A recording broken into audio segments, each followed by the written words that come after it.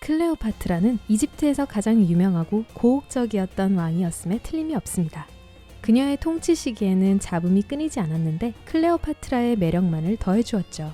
역사상 가장 아이코닉한 여왕으로서 사람들은 그녀에 대한 모든 것을 알기를 원하는데, 자, 이제 과학자들이 클레오파트라의 뷰티 시크릿으로 향하던 암호였던 이걸 찾아냈습니다. 바로 그녀의 향수입니다. 클레오파트라는 겨우 17살에 왕위에 올랐습니다. 그녀는 어두운 모습과 연애사 때문으로만 유명했던 것은 아닙니다. 이 나일강의 여왕은 매력이 넘치고 똑똑하며 전략가였고 정치에 대한 이해가 깊었습니다. 21년 동안 통치를 했는데 강하고 독립적인 여성으로서 나라를 다스리기 위한 굳은 결의가 있었죠. 그녀는 이집트를 융성하게 재건시키기 위해 최선의 노력을 다했습니다. 클레오파트라의 삶과 통치는 셰익스피어의 연극, 수백 가지의 예술작품들, 그리고 엘리자베스 테일러와 같은 할리우드의 아름다운 배우들이 출연한 영화들에 이르기까지 많은 영감을 주었습니다. 근육질의 로마 핵심 정치 인사들인 율리우스 카이사르 및 마크 앤소니와의 소용돌이 같은 로맨스로 클레오파트라 통치의 종말은 한 시대의 시작과 마지막을 장식했습니다. 그녀는 고대 이집트의 마지막 파라오로 알려지게 되었죠. 그녀의 향기는 이집트인들에게 있어 단지 기분 좋은 향수만이 아닌 그 이상의 매우 중요한 것임이 밝혀졌는데, 이는 사회적, 경제적 위치를 나타내는 표식이었습니다. 또한 의식과 치료에서도 중요했는데 신을 기쁘게 하는 방법이었습니다. 그렇다면 과연 어떻게 클레오파트라의 유명하고도 아주 오래된 이 향이 발견된 걸까요? 2012년 하와이 대학의 두 교수 로버트 리트먼과 제이 실버스타인은 과학연구팀과 함께 10년간 진행 중이었던 고대 발굴 작업에 참여하고 있었습니다. 연구팀은 고대 향수 제조소로 추정되었던 곳의 도굴 현장에서 병 하나를 발굴했습니다. 이들은 출토된 병을 향수 전문가들에게 가져갔고 병 안에 남아있던 잔여물을 가지고 향을 재현하는 데 성공했습니다. 하지만 이 향이 클레오파트라가 쓰던 향이었다는 걸 어떻게 알 수 있을까요? 병에 그녀의 이름이 쓰여져 있었답니다. 농담이에요. 진실은 정말 저희가 모르지만 결정적인 단서 몇 가지가 있습니다. 향수 재료는 높은 지위를 나타냅니다. 고대에는 아주 부유한 몇몇 사람들만이 이 향수를 살 수 있었습니다. 소작농들은 이런 류의 물건은 절대 살 수가 없었죠. 클레오파트라는 자신만의 시그니처 향수를 제조하던 개인 소유의 향수 제조소를 가지고 있었다고도 믿어지고 있는데요. 발굴 과정에서 드러나게 된 바로 이것일까요? 만약 그녀가 오늘날 살아있었다면 틀림없이 클레오파트라는 잡지나 연예면의 가십거리에 오르는 스타가 되었을 겁니다. 그녀가 입은 옷, 콜 아이라이너, 액세서리들, 애완뱀의 크기, 저게 바로 전설에 나오는 마지막에 그녀를 물었다는 뱀이에요. 그녀가 좋아하는 향수까지 많은 관심이 쏟아졌겠죠. 그러면 나일강 여왕의 이 향수 재료는 무엇이었을까요?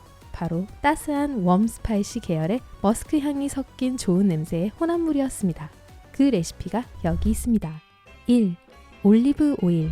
이건 실제로 향료를 만들 목적으로 존재했던 것이 아니었습니다. 올리브 오일은 향수의 베이스로서 좀 더 걸쭉한 질감을 만들었을 것입니다. 이 오일은 클레오파트라의 시대에 메이크업과 미용 크림에 다양하게 사용되었습니다. 되직하고 매끄러운 질감 역시 향을 강하게 만들어줄 것이고 향수의 퀄리티를 훨씬 더 높여줄 것입니다. 이런 되직함 때문에 스프레이보다는 바디 오일로 더 많이 사용되었을 것입니다. 2. 시나몬. 시나몬은 원산지가 스리랑카인 월계수 나무 껍질로 만들어지는데 고대 이집트인들이 이 시나몬을 사려면 현지에서 수입을 해야만 했을 것입니다. 우리 모두 시나몬의 따뜻하면서도 매콤한 냄새가 어떤 건지 잘 알고 있죠? 그 따뜻한 느낌과 매콤함은 클레오파트라 시대에 인기가 많았습니다. 고대 의식을 위해 사용된 향신료는 또한 신성하게 여겨졌었습니다. 3. 소두구. 인도 아대륙이 원산지인 이 향신료는 당시 수입되었을 것으로 추정되는 또 다른 향신료였습니다. 이제 왜 이 향수가 그렇게 비쌌는지 알아볼게요. 씨앗과 화분이 필요합니다. 고대 사람들은 클레오파트라의 향수를 만들기 위해 이 재료들을 잘게 갈았습니다. 생강 뿌리와 비슷하며 흙 내음새와 달콤 쌉싸름한 향으로 알려졌습니다. 4. 모략. 이 향료는 아라비아 반도에서 여왕의 향수를 위해 수입되었을 것입니다. 가격뿐만 아니라 까다롭고 수확하는 데 시간도 많이 소요되는 재료였습니다. 농부는 모략을 수확한 나무에 작은 구멍을 내어서 수지검을 흐르게 해서 받아 모았고 그 수지검을 3달 동안 저장시켜서 숙성되고 단단해지기를 기다렸죠. 모략은 매혹적이고 은은하게 달콤한 머스크 향 위에 더해져 스파이시한 향을 잡아주었습니다. 클레오파트라의 향은 분명 그녀의 시그니처가 되었을 것입니다. 똑같은 향수라도 사용한 사람에 따라 절대 같은 향을 내지 않기 때문입니다. 피부 타입, 피부 화학 반응, 그리고 사람마다 가지고 있는 고유의 자연 유분에 의해 향수 냄새가 좌우되거든요. 어때요? 클레오파트라의 향수를 뿌려보시겠어요? 그리고 이것이 어떻게 만들어졌을까요? 요리에 더 가까웠을 겁니다. 시나몬, 소두구, 모략을 미세한 파우더 가루로 빻아서 함께 잘 저어줬어요. 이 혼합 재료는 철저하게 정량에 맞춰진 올리브 오일에 첨가되었고요. 그러고 나서 혼합물은 모두 잘 섞여서 걸쭉해질 때까지 가열되었어요. 그런 다음 여왕 전용의 아름다운 병에 담기게 되었죠. 그녀의 향수는 일상의 일부였습니다. 고대의 향수는 경제적, 정치적으로 중요한 역할을 했는데 그만큼 더 관계를 귀중하게 만들어주었죠. 향수 제조를 위해 비싼 재료들을 수입하려면 두 국가 사이에 교역료가 있어야만 했습니다. 교역료를 유지하기 위해서는 주변국들과 좋은 관계를 유지해야만 했겠지요. 관계가 틀어지면 심각한 경제적 위기를 초래할 수 있었으니까요. 하지만 이건 여왕을 행복하게 해드리기 위해서도 정말 중요한 일이었습니다. 이제 여러분은 클레오파트라의 또 다른 뷰티 시크릿이 궁금해졌을지도 모르겠습니다. 그녀는 우유와 꿀로 목욕을 하고 바다 소금과 올리브 오일을 바디 스크럽제로 사용했던 것으로 잘 알려져 있습니다. 두 방법 모두 여왕의 전설적인 광채나는 피부에 큰 공헌을 한 비결이었죠. 알로에와 꿀을 섞은 보습제는 피부 광채를 유지시켜주고 이집트의 강한 햇빛으로부터의 피부 손상을 복원시켜 주었을 것입니다. 또한 그녀는 얼굴을 부드럽고 매끄럽게 정돈해주는 장미수 토너를 아주 좋아했습니다.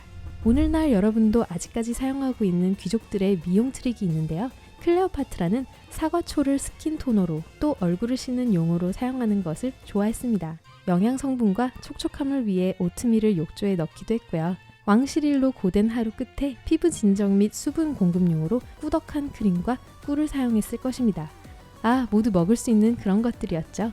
말이 나왔으니 클레오파트라의 식단은 건강, 몸매, 그리고 동안 외모를 유지하는 데 큰 역할을 했습니다. 예를 들면 무화과 열매는 여왕의 식단에 큰 비중을 차지했는데요. 무화과 열매는 체중 관리에 도움을 주는 데다 피부와 머릿결을 가꾸는 데 효능이 있다고 알려져 있죠. 클레오파트라는 견과류 또한 많이 섭취했는데 이는 햇빛 때문에 손상을 입은 피부를 복구하는 데 좋은 음식입니다. 견과류는 또한 항산화 성분이 다량 함유되어 있는데 이는 여왕을 건강하게 지켜주었을 것입니다. 저기 클레오씨, 여기서 우리가 다 찾아보고 있어요. 오늘 여러분이 새롭게 알게 된 것이 있다면 이 영상에 좋아요를 누르고 친구에게 공유해주세요. 여기 여러분이 좋아하실 다른 영상들이 있습니다. 왼쪽 또는 오른쪽을 클릭하시고 삶의 밝은 면에 머무르세요.